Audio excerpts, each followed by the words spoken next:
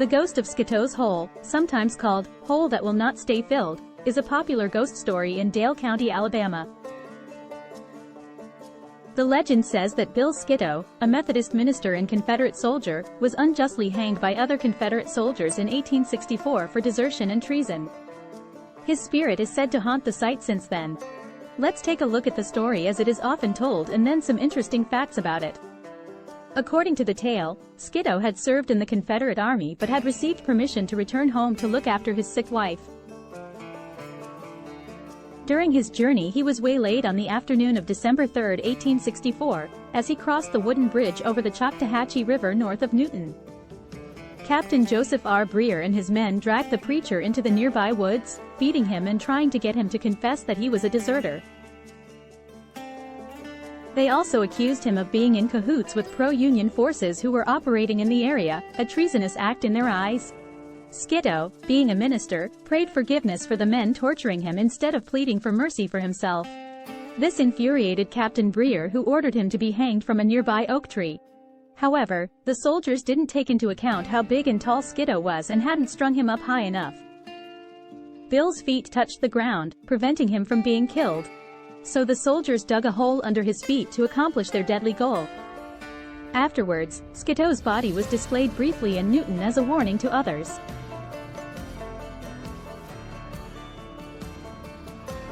His family had him buried at Mount Carmel Cemetery in Echo, Alabama.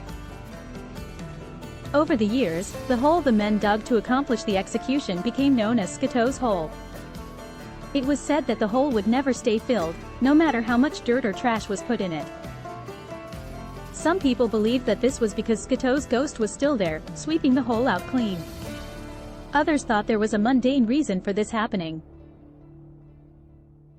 The story of Sketoe's hole was made famous by Alabama author Catherine Tucker Windham in her book 13 Alabama Ghosts and Jeffrey. Windham's book helped to popularize the story, and it has become a popular tourist attraction in Newton.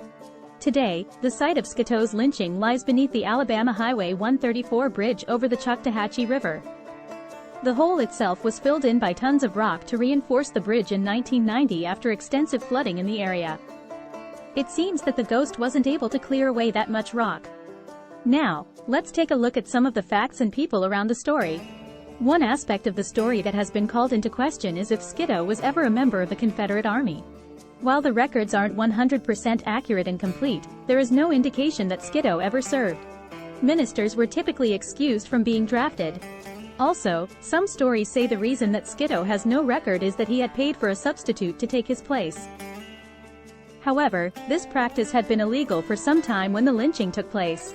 So, it is likely that Sketoe wasn't in the army, although, since he was of draft age, this would make him suspect in the eyes of some people. One of these people was Captain Breer. Breer had served as a regular officer in the Confederate Army, fighting at the Battle of Gettysburg. He was captured during that battle and was later released in a prisoner exchange. He was then assigned to command a Home Guard unit in Dale County. This area had become rather lawless during the war, with various criminals, deserters and pro-Union guerrillas from the U.S. units operating out of Florida causing trouble. Breer faced quite a lot of stress dealing with this situation as well as his assigned duty of rounding up draft dodgers.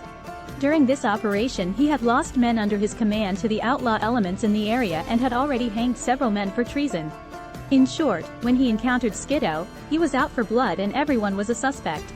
So, the one fact we know for certain is that Breer ordered the death of Sketoe. But, what about the other parts of the legend? Which are facts and which are merely legend? One interesting part of the story is that all of the men responsible for the lynching died an unnatural death. According to accounts, Breer was killed in 1866 by a falling oak tree during a thunderstorm. While the fates other members of his unit are poorly documented, if at all, local sources seem to confirm this story for the most part. The romantic story that Sketoe was returning home from war to care for his ailing wife has been called into question. Since it was unlikely that he was a member of the army, it's most probable that he was just making his rounds as a circuit-riding pastor when he encountered Breer. The part of the story about a hole being dug beneath Sketoe's feet seems to be accurate.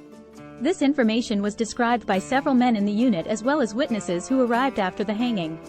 But, when the hole existed, was it swept clean every night by a ghostly presence? People did report this happening over the decades afterward. Some folks, it is said, tried to set a trap by placing a tent over the hole. But, the next morning, the hole was still cleared of debris and no one saw anything. Of course, it's impossible to say if someone was pulling a prank or if something supernatural was the cause.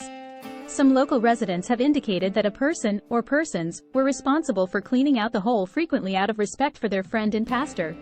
The people who were said to have done this denied it, perhaps to prevent repercussions during the Reconstruction era or perhaps just to keep the mystery alive. If you want to visit the area, you can find a historical marker sign at John Hutt Toe Park near the original location that tells the romantic version of the story. There's also supposed to be a recreation of the hole there as well. Interestingly, the park is sometimes a site used for Civil War reenactments. There is also memorabilia of this and other local events at the Newton Library and Museum. Just as a side note, many small towns in the South have these mini-museums and local libraries that can be quite interesting. Bill Sketoe's grave is located outside of nearby Echo, Alabama at Mount Carmel Church and Cemetery. I've been told that it became necessary for them to protect the gravesite from wannabe ghost hunters who have damaged the headstone and other areas of the property. If you do investigate paranormal sightings, here or elsewhere, please show respect for the deceased and the living in your actions. I also recommend watching your speed while driving through these small Alabama towns. Don't ask me how I know. So, what do you think? Was this real event followed by a real haunting? Was it just people mourning and then commemorating the untimely passing of a dear friend? Let me know what you think in the comments.